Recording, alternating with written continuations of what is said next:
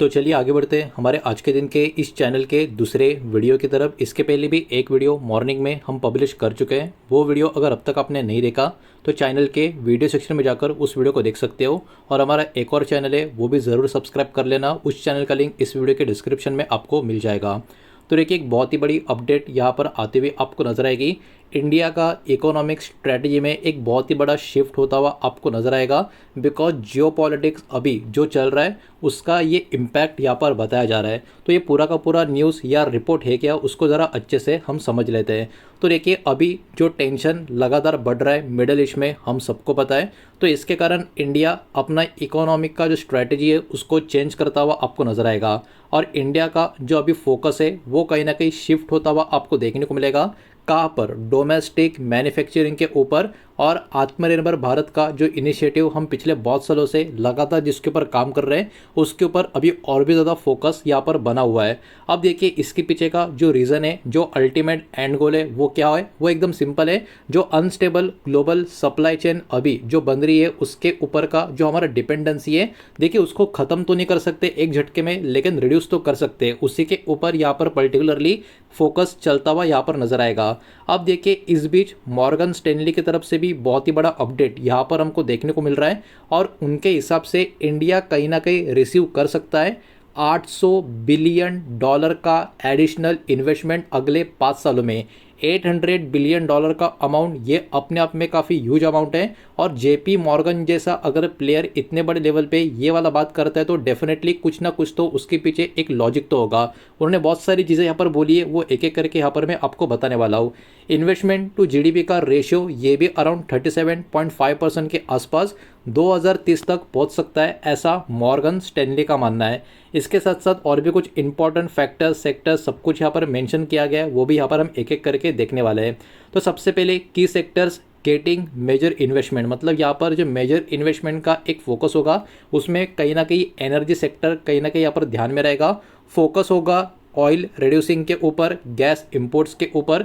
उसके अलावा इसमें बहुत सारे अलग अलग कदम आपको देखने को मिलेंगे, जैसे कि रिन्यूएबल एनर्जी को यहाँ से और भी एक्सपांड करना, इसका एक्सपांशन करना। साथ ही साथ कोल गैसिफिकेशन के ऊपर भी ध्यान दिया जाना चाहिए। उसके साथ साथ जो न्यूक्लियर पावर प्रोजेक्ट है उनके ऊपर भी यहाँ पर फोकस बना हुआ होगा। स्ट्रैटेजिक रिजर्व के ऊपर भी यहाँ पर ध्यान देना पड़ेगा। अब देखिए इंडिया अभी के टाइम पे जो इंपोर्ट करता है वो आप सबको पता होना चाहिए, मैंने बहुत बार आपको बोला है। कच्चा तेल 89% के आसपास और नेचुरल गैस 51% के आसपास। तो ये अपने आप में हम बहुत ज़्यादा इंपोर्टिंग के ऊपर अभी भी फोकस करते हुए नज़र आ रहे हैं। लेकिन ये सारी चीज़ों की वजह से कहीं ना कहीं थोड़ी बहुत ही सही, लेकिन हमारी डिपेंडेंसी इंपोर्ट के ऊपर धीरे धीरे कम होती हुई हमको नज़र आ सकती है। ये तो बात रही सिर्फ और सिर्फ एनर्जी की। अगर हम बात करें डिफेंस सेक्टर की तो डिफेंस स्पेंडिंग के टारगेट्स भी यहाँ पर हमको देखने को मिल रहे हैं। 2% से 2.5% का जीडीपी के करीब यहाँ पर ओवरऑल फाइनेंशियल ईयर 2031 का डिफेंस का स्पेंडिंग का टारगेट यहाँ पर बताया जा रहा है। और ये कहीं ना कहीं लोकल मैन्युफैक्चरिंग के लिए बहुत ही अच्छी खुशखबर आपको देखने को मिलेगी। बिकॉज ये पूरा का पूरा जो होगा मेक इन इंडिया का जो इनिशिएटिव है उसके अंतर्गत डिफेंस का इकोसिस्टम के ऊपर काम करने का पूरा यहाँ पर प्लान होता हुआ हमको नजर आ रहा है। तो कहीं ना कहीं ये दूसरा सेक्टर है जिसके ऊपर कहीं ना कहीं एक और काफ़ी अच्छा पॉजिटिव सेंटीमेंट अगले 5 सालों में पड़ता हुआ हमको नजर आ सकता है। नेक्स्ट है डेटा सेंटर इंडस्ट्री या डेटा सेक्टर के बारे में। तो देखिए अभी डिमांड सिक्योर डिजिटल इंफ्रा की लगातार क्या हो रही है, लगातार बढ़ती हुई आपको देखने को मिलेगी, जिसके कारण इंडिया को भी बहुत ही बढ़िया बेनिफिट होता हुआ हमको यहाँ पर देखने को मिल रहा है। जैसे कि लोकलाइजेशन का पॉलिसी है, डेटा लोकलाइजेशन का, इसके वजह से भी इंडिया को बेनिफिट मिल रहा है। और डिजिटल इकोनॉमी जिस तरीके से ग्रो हो रही है उसमें भी इंडिया का एक बहुत ही बड़ा बेनिफिट होता हुआ आपको नजर आएगा। इसका मतलब क्या है? इसका मतलब डेटा सेंटर का जो सेक्टर है 2030 तक काफ़ी अच्छी खासी ग्रोथ दिखा सकता है। $22 बिलियन के आसपास का मार्केट साइज अभी के टाइम यहाँ पर बताया जा रहा है इंडिया के डेटा सेंटर सेक्टर का होता हुआ हमको देखने को मिल सकता है।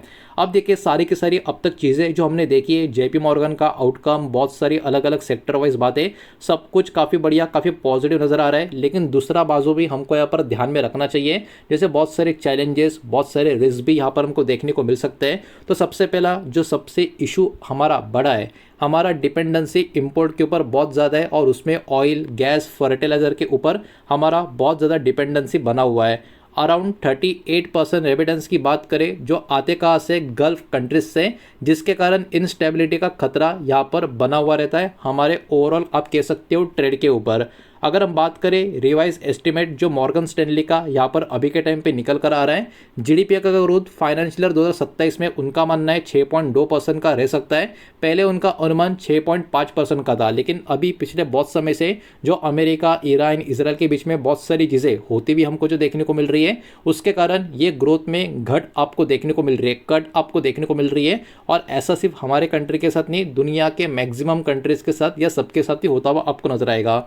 इन्फ्लेशन की बात करें ये भी 5.1% के करीब है। और अभी के टाइम अकाउंट डेफिसिट की बात करें, करंट अकाउंट डेफिसिट का, वो भी नंबर 2.5% के करीब का आपको नजर आएगा। तो अभी के टाइम पे ये सारे चैलेंजेस, ये सारे रिस्क भी आपको देखने को मिल रहे हैं, जो आने वाले समय में भी यहाँ पर ध्यान देना काफ़ी ज़रूरी होगा।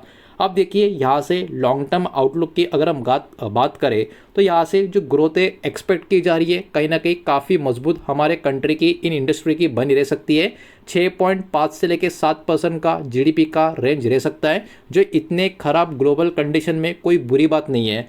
और ये जो जीडीपी का ग्रोथ 6.5 से लेकर 7% का रह सकता है, इसमें कहीं ना कहीं कैपेक्स और इंफ्रा और मैन्युफैक्चरिंग का जो पुश होगा उसके कारण रह सकता है। एडिशनल टारगेट भी यहाँ पर जो बताया जा रहा है 2047 तक वो 100 गीगावाट न्यूक्लियर एनर्जी का यहाँ पर बताया जा रहा है। तो ओवरऑल इस रिपोर्ट को अगर आप ध्यान से देखोगे, यहाँ पर सिर्फ अच्छी बातें की नहीं गई है, इन अच्छी बातों में क्या क्या चैलेंज होंगे, क्या क्या रिस्क नज़र आते हैं, ये भी यहाँ पर काफ़ी अच्छा खासा इन्होंने मेंशन करके रखा है। तो ये खबर अपने आप में काफ़ी बड़ी है, काफ़ी ज़बरदस्त रिपोर्ट है। तो ऐसी पर्टिकुलर रिपोर्ट के ऊपर कहीं ना कहीं हमारे मार्केट के जो लिस्टेड स्टॉक है उनके ऊपर भी कहीं ना कहीं इम्पैक्ट आ सकता है। तो वो नाम भी एक एक करके यहाँ पर मैं आपको बताऊंगा। लेकिन वीडियो को प्लीज़ लाइक कर देना, वीडियो को शेयर कर देना। पहली बार चैनल पर आ चुके हो तो चैनल को भी सब्सक्राइब जरूर कर देना। और ये जो भी नाम मैं आपको बता रहा हूँ वो सिर्फ और सिर्फ इन्फॉर्मेशनल पर्पज़ के हिसाब से बता रहा हूँ, किसी भी तरीके का ये रिकमेंडेशन नहीं है, इस बात को यहाँ पर आप ध्यान में रखें। सबसे पहले एनर्जी एंड पावर सेक्टर की अगर हम बात करें तो इसमें Reliance industries, NTPC, power grid corporation of India, उसके साथ साथ टाटा पावर और अदानी ग्रीन एनर्जी, कहीं ना कहीं ये सारे शेयर फोकस में रह सकते हैं। इसके बाद डिफेंस इंडस्ट्री की अगर हम बात करें तो इसमें एचएल मतलब हिंदुस्तान एरोनॉटिक्स, उसके बाद भारत इलेक्ट्रॉनिक्स बेल के नाम से इसको आप जानते होंगे, ये वाला भी कहीं ना कहीं कंपनी फोकस में रह सकता है। मजगांव डॉक शिप बिल्डर्स, उसके बाद बीडीएल मतलब भारत डायनामिक्स लिमिटेड, ये वाले कुछ स्टॉक्स है जो डिफेंस इंडस्ट्री के यहाँ पर फोकस में रह सकते हैं। डेटा सेंटर या डिजिटल इंफ्रा कैटेगरी की अगर हम बात करें तो इसमें Larsen and Toubro, Adani enterprises के ऊपर भी कहीं ना कहीं फोकस बना हुआ रह सकता है। तो ओवरऑल ये वाला रिपोर्ट मुझे कहीं ना कहीं काफ़ी ज़रूरी लगा, काफ़ी इंपॉर्टेंट लगा, जो मैंने आपके सामने यहाँ पर अच्छे से शेयर करने का ट्राई किया है। और जो भी इन्फॉर्मेशन यहाँ पर मैंने आपके सामने प्रेजेंट किया है वो सिर्फ और सिर्फ एजुकेशनल एंड इन्फॉर्मेशनल पर्पज़ के हिसाब से ये पब्लिकली अवेलेबल डेटा जो रिपोर्ट्स है उनको ही मैंने आपके सामने प्रेजेंट किया है। किसी भी तरीके का इन्वेस्टमेंट का एडवाइस या रिकमेंडेशन मैंने आपको दिया नहीं है, ना ही मैं आपको दे रहा हूँ, इस बात को भी यहाँ पर आप ध्यान में रखें। उम्मीद करता हूँ वीडियो आपको समझ आया होगा, पसंद आया होगा। तो वीडियो को लाइक करें, दोस्तों शेयर करें, पहली बार चैनल पे आ चुके हो तो सब्सक्राइब भी कर देना। और कोई भी स्टॉक में निवेश करने से पहले खुद की स्टडी रिसर्च जरूर करें, फाइनेंशियल रिजल्ट की सलाह जरूर ले। मिलते हैं नेक्स्ट वीडियो में, धन्यवाद।